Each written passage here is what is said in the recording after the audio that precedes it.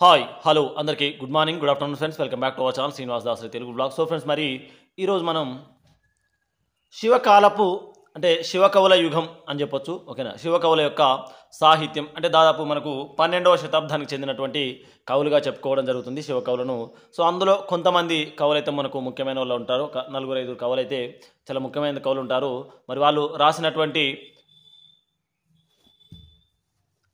సాహిత్యం కూడా చాలా ఎంతో విలువైనది. మరి దేశీ సాహిత్యంలో మనకు పాల్కురికి సోమనాథుడు ఎన్నో మంచి రచనలు చేయడం జరిగింది.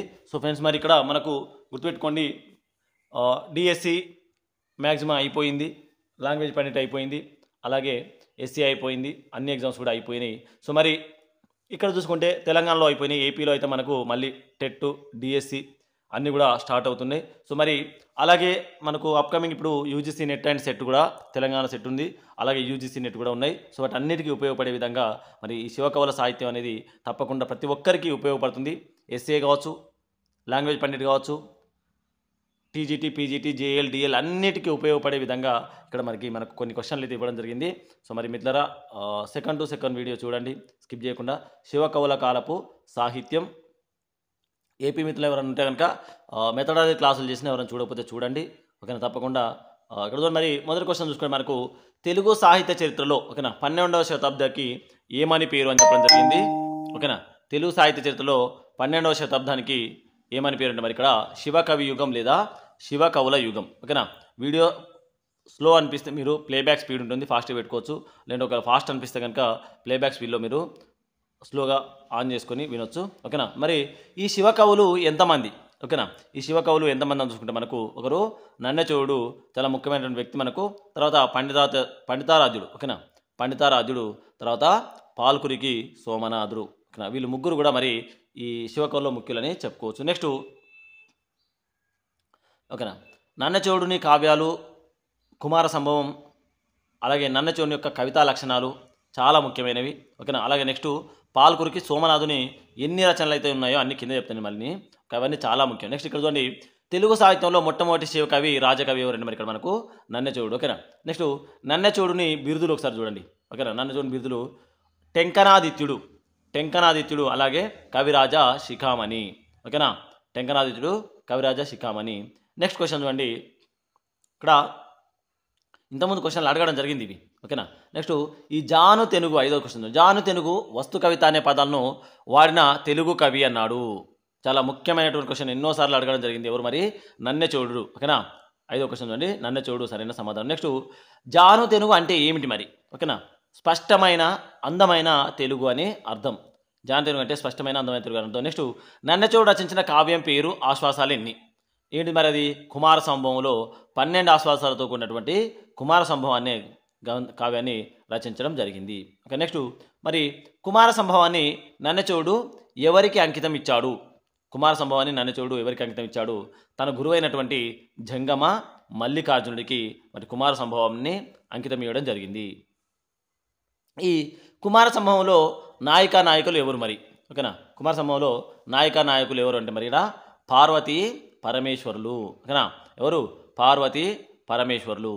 మరి ఈ కుమార సంభవంలో ఉన్నటువంటి ప్రధాన రసం ఏంటి? ఓకేనా, ప్రధాన రసం, ఈ రసాలు కూడా చదవండి. ఏ కావ్యంలో ఏ రసం మనకు గోచరిస్తుందనే విషయాన్ని తెలుసుకోవాలి. ఇక్కడ మరి శృంగార రసం, కుమార సంభవం శృంగార రసం. నెక్స్ట్ క్వశ్చన్ చూడండి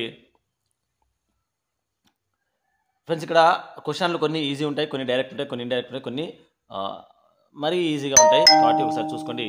సో నెక్స్ట్ ఇక్కడ చూసుకుంటే ఈ శృంగార రసం, దీన్నే రసరాజం అని కూడా అంటారు, అంటే రసాల్లో రాజు అని కూడా చెప్పడం జరుగుతుంది శృంగార రసాన్ని. నెక్స్ట్ క్వశ్చన్ చూడండి, కావ్యాన్ని అంకితం ఇచ్చే సాంప్రదాయానికి ఆద్యుడైన తెలుగు కవి ఎవరు అని చెప్పడం జరిగింది. మరి నన్నచోడు. ఓకేనా, అంకితం ఇచ్చే సాంప్రదాయానికి కృతిభర్త అంటారు కూడా అట్లా. మరి నెక్స్ట్ మార్గ కుమార్గం దేశీయ మార్గం అన్న కవి, ఇక్కడ ఒక పద్యం ఉంటుంది మనకు. మరి ఏమని చెప్పిందంటే నన్నచోడు, మార్గ కుమార్గము దేశీయ మార్గము తమకు మది వదలక దుర్మార్గ పదవర్తులనదగు మార్గవులందలప నలతి మహీసుకవులన్ అని చెప్పడం జరిగింది. ఏమన్నాడు? మార్గ కుమార్గము దేశీయ మార్గము వగవంగ తమకు మది వదలక దుర్మార్గ పదవర్తులనదగు మార్గవులందలప నలతి మహీసుకవులను అని చెప్పి అంటే ఈ దుర్మార్గ పదవర్తమనని నిందించడం జరిగింది. అలాగే దేశీ పదజాలంతో తెలుగులో ఒదిగిపోయే సంస్కృతయుక్తంగా తెలుగు నుడికారం ఒట్టిపడేట్లుగా చెప్పడమే నన్నచూడుని యొక్క దేశీయ మార్గం అని చెప్పాలి. ఓకేనా?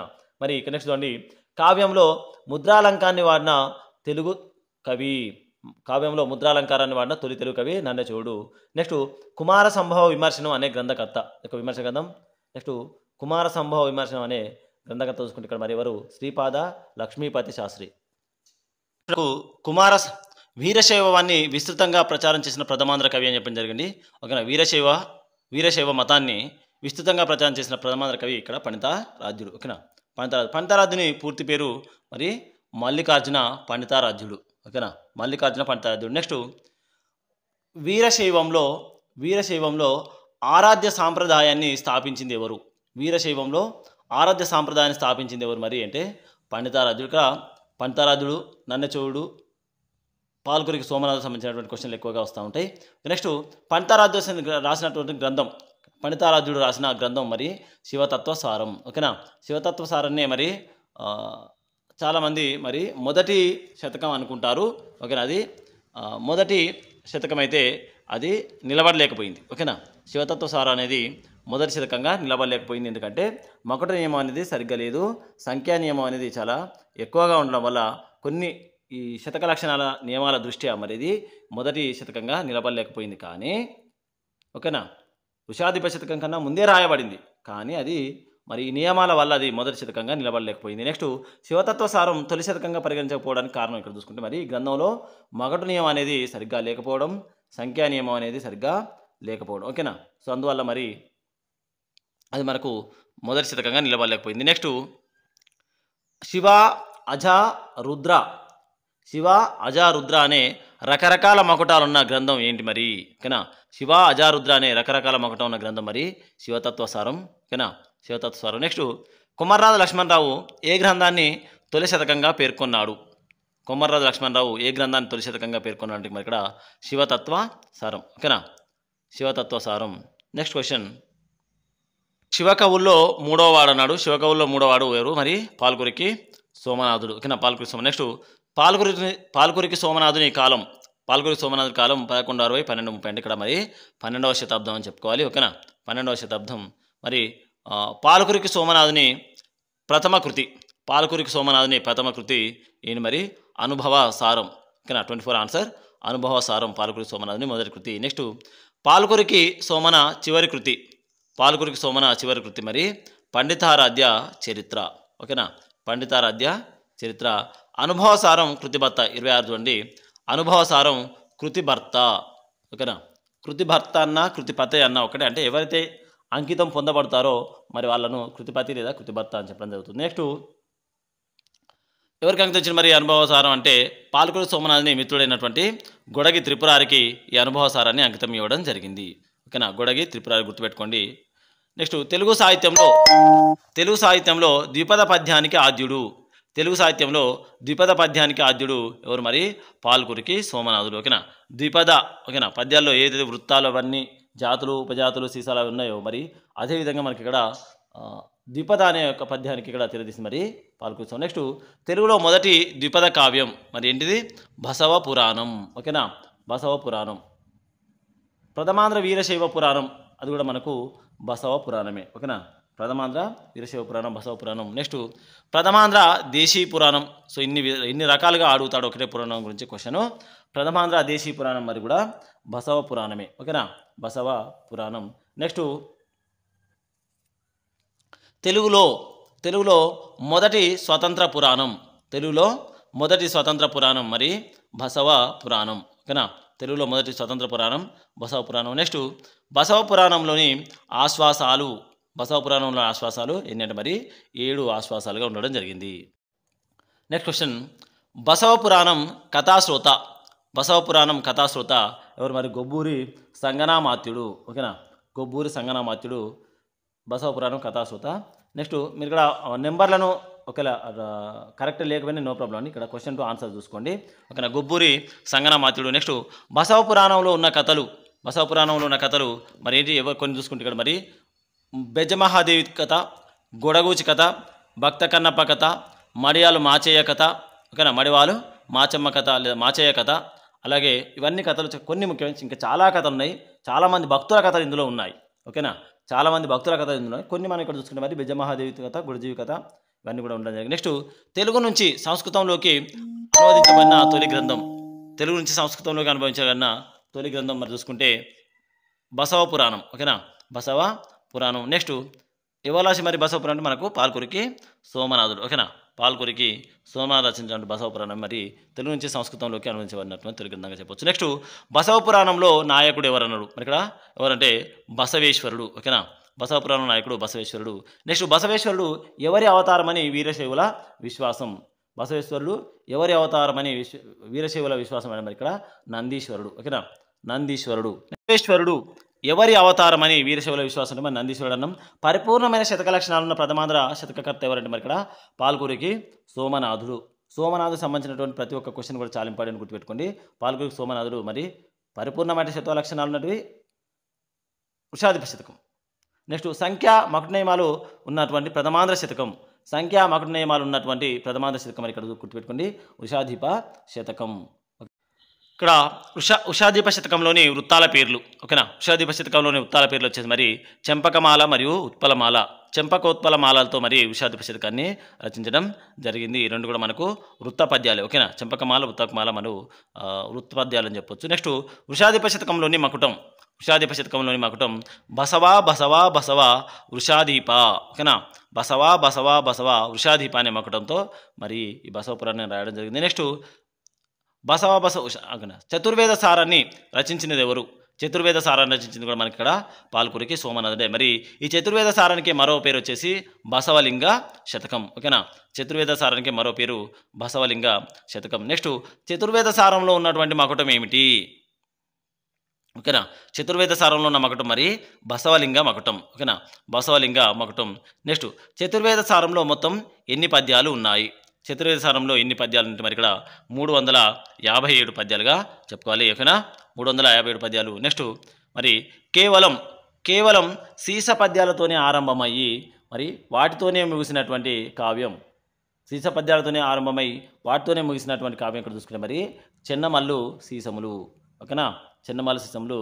ఇతర లైక్ చేయండి, వీడియో ఇప్పటివరకు లైక్ చేయండి, మరి తప్పకుండా ఎక్కువ మందికి షేర్ అవుతుంది. ఓకే, చెన్నమల్లు సీసాలు ఎన్ని మొత్తం అంటే మరి ఇక్కడ 32. ఓకేనా, పాల్కురికి ఇవన్నీ రాసింది ఎవరు? పాల్కురికి సోమనాథుడు గురించి ఇంకా మనము చెప్పుకోవడం అయితే జరుగుతుంది. చెన్నమల్లు సీసాలు రాసింది మరి ఇక్కడ పాల్కురికి సోమనాథుడు.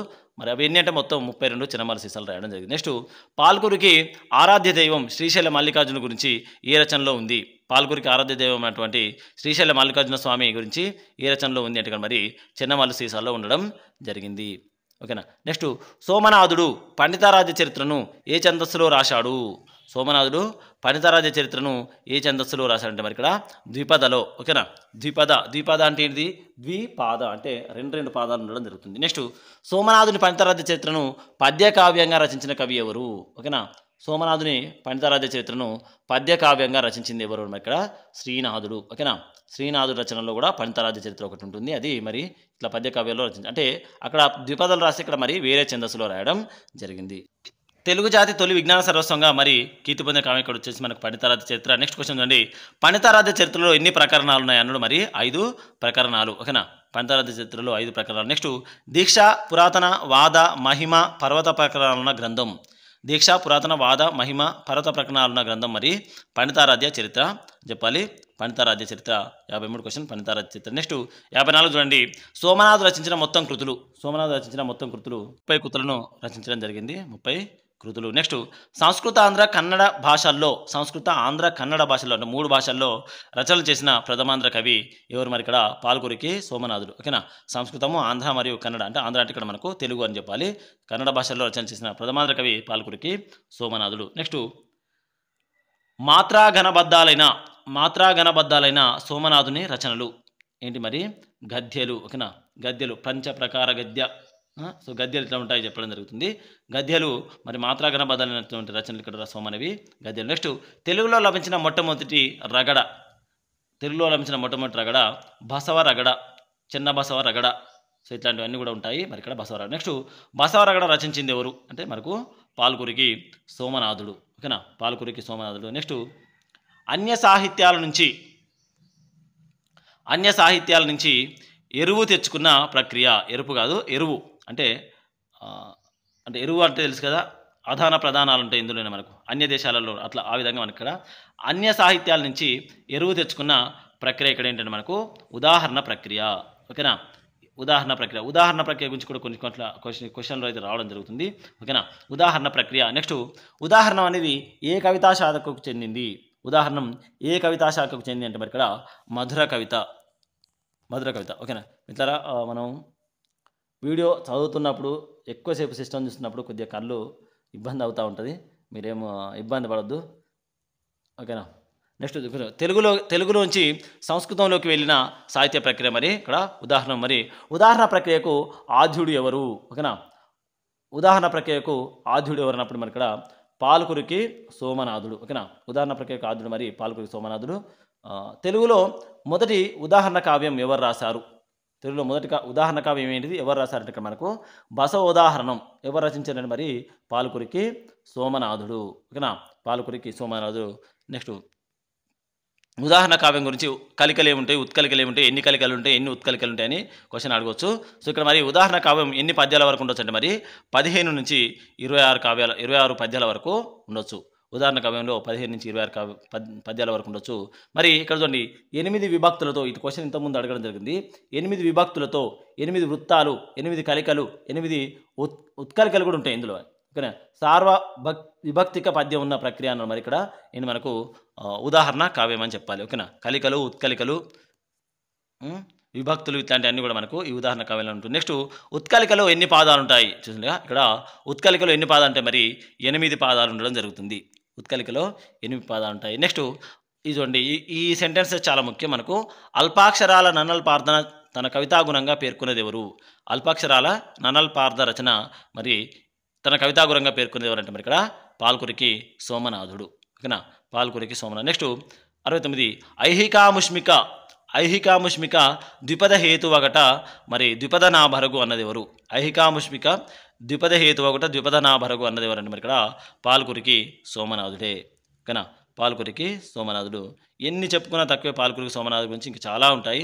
నెక్స్ట్ ఉరుతుర, ఇది కూడా చాలా ఇంపార్టెంట్. ఉరుతుర గద్య పద్యోక్తుల కంటే సరసమైన పరిగి జాన తెనుంగు. ఓకేనా, ఉరుతుర గద్య పద్యోక్తుల కంటే సరసమైన పరిగిన జాన తెనుగు అని అన్నది ఎవరు ఇక్కడ మరి పాల్కురికి సోమనాథుడు. ఓకేనా, పాల్కురికి సోమనాథుడు. నెక్స్ట్ పండితత్రయం అని ఏ ముగ్గురిని అంటారు? పండితత్రయం అని ఏ ముగ్గురిని అంటారు మరి ఇక్కడ శ్రీపతి పండితుడు, మల్లికార్జున పండితుడు, మంచన పండితుడు. ఓకేనా, శివలంక మంచన అంటారు అతన్నే. శ్రీపతి పండితుడు, మల్లికార్జున పండితుడు, మంచన పండితుడు అని చెప్పడం జరుగుతుంది. వీళ్ళు ముగ్గురిని కూడా మరి పండితత్రయం అని అంటారు. నెక్స్ట్ శతకత్రయం ఎవరు? ఇక్కడ శతకత్రయం. ఓకేనా, శివకవి యుగంలో శతకత్రయం ఇక్కడ చూసుకుంటే మరి మనకు మల్లికార్జున పండితుడు, పాల్కురికి సోమనాథుడు, అలాగే యదావాక్కుల అన్నమాచార్య. ఓకేనా, యదావాక్కుల అన్నమాచార్య. నెక్స్ట్ క్వశ్చన్, యదావాక్కుల అన్నమాచార్య రచించిన శతకం ఇక్కడ ఏంటి మరి సర్వేశ్వర శతకం. ఓకేనా, సర్వేశ్వర శతకం రచించిన కవి యదావాక్కుల అన్నమాచార్య. నెక్స్ట్ బాల్యోపచారాలు అని మనకు ఒక లెసన్ ఉండేది. బాల్యోపచారాలు మరి బసవ పురాణంలో ఏ ఆశ్వాసం నుంచి తీసుకున్నారు అంటే ఇక్కడ మరి తృతీయ ఆశ్వాసం. ఓకేనా, బసవ పురాణంలోని తృతీయ ఆశ్వాసం నుంచి మరి ఈ లెసన్ని తీసుకోవడం జరిగింది. నెక్స్ట్ క్వశ్చన్, పరమేశ్వరునికి ఉపచారాలు చేసింది ఎవరు? పరమేశ్వరునికి ఉపచారాలు చేసింది ఎవరంటే ఇక్కడ మరి బెజ్జ మహాదేవి. ఓకేనా, బెజ్జ మహాదేవి. అభ్యంగన స్నానం అంటే ఏమిటి అంటే తలారా స్నానం చేయడం. ఇవన్నీ కూడా అందులో మనకు బసవ పురాణంలోని. మరి కంఠ స్నానం అంటే మరి ఇక్కడ తల తప్ప మిగిలిన అవయవాలు తడుపుతూ చేసేటువంటి స్నానాన్ని మరి ఇక్కడ కంఠ స్నానం అని చెప్తారు. ఓకేనా, కంఠ స్నానం. నెక్స్ట్ క్వశ్చన్, ఇవన్నీ కూడా మనకు బసవ పురాణంలో చెప్పినటువంటి సోమన. ఇక్కడ జబ్బు చేసినప్పుడు శరీరంలో శక్తి లేనప్పుడు చేసే స్నానం అని చెప్పడం జరిగింది. జబ్బు చేసినప్పుడు శరీరంలో శక్తి లేనప్పుడు చేసే స్నానం మరి ఏంటిదంటే భస్మ స్నానం. ఓకేనా, భస్మ స్నానం. నెక్స్ట్ పంచోపచారాల్లో మొదటి ఉపచారం ఏమిటి అంటే ఇక్కడ మరి స్నానం. పంచోపచారంలో మొదటి ఉపచారం స్నానం, మరి చివరి ఉపచారం కూడా ఉంటుంది. పంచోపచారంలో చివరి ఉపచారం మరి నమస్కారం. ఓకేనా, నమస్కారం. పంచోపచారంలో చివరి ఉపచారం నమస్కారం. నెక్స్ట్ షోడశోపచారాలు ఎన్ని? షోడశ అంటే ఎంత మనకు 16. ఓకే, డైరెక్ట్ క్వశ్చన్లోనే ఆన్సర్ ఉంటుంది. షోడశోపచారాలు ఎన్నిటి మరి మొత్తం 16 ఉపచారాలు. నెక్స్ట్ ఈ పదాలకు అర్థాలు అన్నాను చెప్పడం జరిగింది. తూ పొడిచి అంటే ఉమ్మిసి, తూ పొడిచి అంటే మడది అంటే మరి స్త్రీ అనే అర్థాలు కూడా ఇక్కడ చెప్పడం జరుగుతుంది. నెక్స్ట్ పాలకురికి సోమనాథుని తల్లిదండ్రులు ఎవరు? తల్లి శ్రీయాదేవి, తండ్రి విష్ణురామి దేవుడు. ఓకేనా, తల్లి శ్రీయాదేవి, తండ్రి విష్ణురామి దేవుడు. మరి పాలకురికి సోమనాథ్ దీక్షా గురువు ఎవరు? పాలకురికి సోమనాథుని దీక్షా గురువు అంటే మరి గురులింగమూర్తి. ఓకేనా, గురులింగమూర్తి. నెక్స్ట్ పాలకురికి సోమనాథుని కవితా గురువు ఎవరు? పాలకురికి సోమనాథుని కవితా గురువు మరి కరస్థలి విశ్వనాథయ్య. కరస్థలి విశ్వనాథయ్య. నెక్స్ట్ క్వశ్చన్ చూడండి, శతకానికి సంబంధించినటువంటి మరికొన్ని క్వశ్చన్లు అయితే ఇక్కడ చెప్పుకోవడం జరుగుతుంది.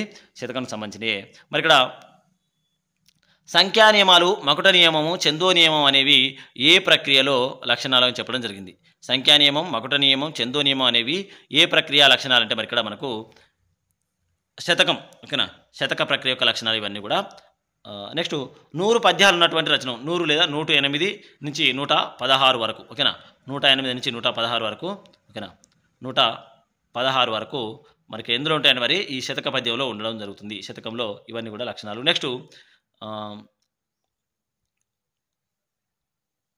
శతకం. ఓకేనా, దాన్ని ఏమంటారు మనం? శతకం అని చెప్పడం జరుగుతుంది. 108 నుంచి 110 పద్యాలు అంటే అంతే శతకం. నెక్స్ట్ మకుటం అంటే అర్థం ఏమిటి? మకుటం అంటే మరి ఇక్కడ కిరీటం అనే అర్థం. ఓకేనా, నెక్స్ట్ ఏకపద మకుటంగా ఉన్న శతకం, ఏకపద మకుటంగా సుమతి శతకం. ఓకేనా, శతకం తెలుసు కదా మకుటం. నెక్స్ట్ సమాస పదమకుటంగా ఉన్న శతకం, సమాస పదమకుటంగా ఉన్న శతకం దాశరథి శతకం. ఓకేనా, దాశరథి శతకం. నెక్స్ట్ ఏకపాదమకుటంగా ఉన్న శతకం, ఏకపాదమకుటంగా ఉన్న శతకం మరి ఇక్కడ వేమన శతకం. ఓకేనా, ద్విపాదమకుటంగా ఉన్న శతకం, ద్విపాదమకుటంగా ఉన్న శతకం మొన్న చెప్పినా ఒకసారి కామెంట్ చేయండి ఎవరైనా చూసినట్లయితే లాస్ట్ వీడియోలో.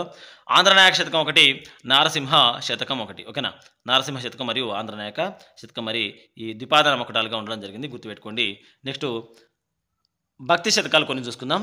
భక్తి శతకాలు త్రిమూర్తుల్లో బ్రహ్మ గురించి రాసిన ఏకైక శతకం, త్రిమూర్తుల్లో బ్రహ్మ గురించి రాసిన ఏకైక శతకం ఇక్కడ మరి శారదావతి శతకం, శారదావతి శతకం. నెక్స్ట్ శారదాపతి శతకం, శారదాపతి శతకం రచించినది ఎవరు? జొన్నలగడ్డ శారదాంబ. నెక్స్ట్ మానసబోధ శతకం రచించినది ఎవరు అని చెప్పిండు? తాడేపల్లి పానకాల రాయకవి, తాడేపల్లి పానకాల రాయకవి మరి మానసబోధ శతకం. నెక్స్ట్ కంచర్ల గోపన్న రచించిన శతకం అంటే రామదాసు. ఓకేనా, ఏంటి? దాశరథి శతకం. నెక్స్ట్ దేవకీనందన శతకం రచించినది ఎవరు? మరి జన్నయ్య మంత్రి, దేవకీనందన శతకం జన్నయ్య మంత్రి. నెక్స్ట్ క్వశ్చన్ కుక్కుటేశ్వర శతకాన్ని రచించినది ఎవరు? కుక్కుటేశ్వర శతకాన్ని రచించింది కూచిమంచి తిమ్మన, కూచిమంచి తిమ్మన. నెక్స్ట్ క్వశ్చన్ మితారా ఎవరైతే UGC NET, SET, DSC, LP, school assistant ఇవన్నీ రాస్తున్నాం వాళ్ళందరికీ చాలా బాగా ఉపయోగపడతాయి ఈ క్వశ్చన్లన్నీ కూడా కంటెంట్లో. ఓకేనా, నెక్స్ట్ మరి శతక వాగ్మయ బ్రహ్మగా కీర్తి పొందిన కవి మనకు పాలకురికి సోమనాథుడు. నెక్స్ట్ తెలుగులో సమగ్ర శతక లక్షణాలు ఉన్న ప్రథమాంధ్ర శతకం తెలుసుగా, ఇంతసేపు చెప్పుకున్నాం మనం, వృషాధిప శతకం. ఓకేనా, వృషాధిప. నెక్స్ట్ క్వశ్చన్ అండి, సర్వేశ్వర శతకకర్త, సర్వేశ్వర శతకకర్త మరి ఎవరు? యదావాకుల అన్నమాచార్య. ఓకేనా, యదావాకుల. నెక్స్ట్ నీతి శతకాల్లో మొట్టమొదటిగా పేర్కొనే శతకం, నీతి శతకాల్లో మొట్టమొదటిగా పేర్కొనే శతకం మరి సుమతి శతకం. ఎవరు రాశారు మనకు? భద్దెన. సుమతి శతకకర్త ఎవరు? మరి ఇక్కడ మనకు భద్దెన సరైన సమాధానం. నెక్స్ట్ నీతి శతకమైనటువంటి భాస్కర శతకకర్త, నీతి శతకమైన భాస్కర శతకకర్త ఎవరంటే మరి మారద వెంకయ్య. ఓకేనా, మారద వెంకయ్య సరైన సమాధానం. నెక్స్ట్ తెలుగులో మొట్టమొదటి వెలువడిన శృంగార శతకం, తెలుగులో మొట్టమొదటి వెలువడినటువంటి శృంగార శతకం శ్రీ వెంకటేశ్వర శతకం. ఇందులో మరి మధుర భక్తి శృంగారం అని చెప్పాలి దీన్ని. ఓకేనా, మధుర భక్తి శృంగారం. నెక్స్ట్ తెలుగులో వెలువడిన దూత శతకాల్లో మొదటిది, తెలుగులో వెలువడిన దూత శతకాల్లో మొదటిది హిందూ శతకం. ఓకేనా, తెలుగులో వెలువడిన వ్యాజస్థుతి శతకం. ఓకేనా, వ్యాజస్థుతి శతకం సింహాద్రి నారసింహ శతకం. ఓకేనా, మరి ఎవరంటే అది కింద చూసుకుందాం మనకు సింహాద్రి నారసింహ. నెక్స్ట్ వ్యాజస్థుతిలోనే ఇది ఈ శతకం రాసింది ఎవరు ఇక్కడ మన అంటే గోగులపాటి కూర్మనాథ కవి. ఓకేనా, గోగులపాటి కూర్మనాథుడు లేదా కూర్మనాథ కవి అని చెప్పడం జరుగుతుంది. నెక్స్ట్ ఆంధ్రనాయక శతకకర్త ఎవరు? ఆంధ్రనాయక శతకకర్త మనకు కాసుల పురుషోత్తమ కవి, కాసుల పురుషోత్తమ. నెక్స్ట్ అధిక్షేప శతకాల్లో, తెలుగులో అధిక్షేప శతకాల్లో అధిక్షేప శతకకర్తల్లో అగ్రగణ్యుడు, తెలుగు అధిక్షేప శతకకర్తలో అగ్రగణ్యుడు మరి కవి చౌడప్ప శతకం. నెక్స్ట్ ఇంకా కొన్ని శతకాలు చూసుకుందాం. ఫక్కి అప్పల్ నరసయ్య రచించిన శతకం మరి కుమార శతకం. ఓకేనా. దువ్వూరి రామరెడ్డి రచించిన శతకం మరి మాతృశతకం, మిత్రార్థ శతకం. చాలా నెంబర్ ఆఫ్ శతకాలు ఉన్నాయి, కానీ మనకు అన్ని చెప్పుకోవడానికి కుదరదు కాబట్టి కొన్ని శతకాలు ఇక్కడ చెప్పడం జరిగింది, గుర్తుపెట్టుకోవాలి. ఓకేనా. దువ్వూరి రామరెడ్డి రచించిన శతకం మరి మాతృశతకం, మిత్రార్థ శతకం. శ్రీశ్రీ రచించిన శతకం మరి సిరిసివ్వ శతకం. ఇట్లా అడగడం డైరెక్ట్. సీప్రాలి అంటే ఏంటి అంటాడు. సీప్రాలి అంటే సిరిసివ్వ శతకం, ప్రాస క్రీడలు, లిమరిక్కులు అట్లా అడుగుతాడు. నెక్స్ట్ బోయి భీమన్న రచించిన శతకం మరి పిల్లి శతకం. త్రిపురనేని రామస్వామి రచించిన శతకం మరి ఇక్కడ కుప్పుస్వామి శతకం. త్రిపురనేని రామస్వామి రచించిన శతకం మరి కుప్పుస్వామి శతకం. నెక్స్ట్ గువ్వల చెన్నుడు రచించిన శతకం. ఓకేనా. గువ్వల చెన్న శతకం. గువ్వల చెన్నుడు రచించిన శతకం ఇక్కడ గువ్వల చెన్న శతకం. నెక్స్ట్ ఎన్నో ఏ క్వశ్చన్ అయినా అడగవచ్చు, మనకు తెలియదు, ఏది అడుగుతారో తెలియదు. నెక్స్ట్ మకటం లేని పద్యాలు ఎవరివి అంటే భర్తృహరి సుభాషితాలు. ఎందుకు వచ్చి మనకు ఇది సంస్కృతంలో రావడం జరిగింది. ఓకేనా. మకటం లేని పద్యాలు భర్తృహరి శతకాలు సంస్కృతంలో రావడం. నెక్స్ట్ ఏనుగు లక్ష్మణ కవి వీటిని అనువాదించినట్టు మరి ఈ సంస్కృతంలో ఉన్నటువంటి భర్తృహరి శతకాలనే భర్తృహరి సుభాషితాలనే తెలుగులోకి అనువాదించడం జరిగింది. ఓకేనా. ఎవరు మరి ఏనుగు లక్ష్మణ కవి. నెక్స్ట్ భర్తృహరి సుభాషితాలు చెప్పడం జరిగింది కదా. నీతి శృంగార వైరాగ్య భావాలు ఎందులో ఉన్నాయి అంటే సుభాషిత త్రిశతి. ఓకేనా. ఈ నీతి శృంగార వైరాగ్య భావాలు ఎందులో ఉన్నాయి మరి ఈ సుభాషిత త్రిశతిలోనే ఉండడం జరిగింది. ఓకేనా. మనకు సంస్కృతంలో భర్తృహరి రచించడం జరిగింది ఈ సుభాషితాలను. మరి తెలుగులో మనకి ఇక్కడ చాలామంది రచించడం ఒకరైతే ఏనుగు లక్ష్మణ కవి. చాలా ముఖ్యమైనది గుర్తుపెట్టుకోండి. శతక సాహిత్యంలో పరిశోధన చేసింది ఎవరు. ఓకేనా. శతక సాహిత్యంలో పరిశోధన చేసిందంటే మరి పరిశోధన చేసి ఆంధ్ర శతక సాహిత్య వికాసం అనే పరిశోధన గ్రంథాన్ని రచించింది ఎవరంటే మరి డాక్టర్ కె గోపాలకృష్ణారావు. చాలా ముఖ్యమైన క్వశ్చన్ గుర్తుపెట్టు. నెక్స్ట్ ప్రకీర్ణ శతకంలో అగ్రగణ్యమైనది వేమన శతకం. ఇది మరి చివరి క్వశ్చన్.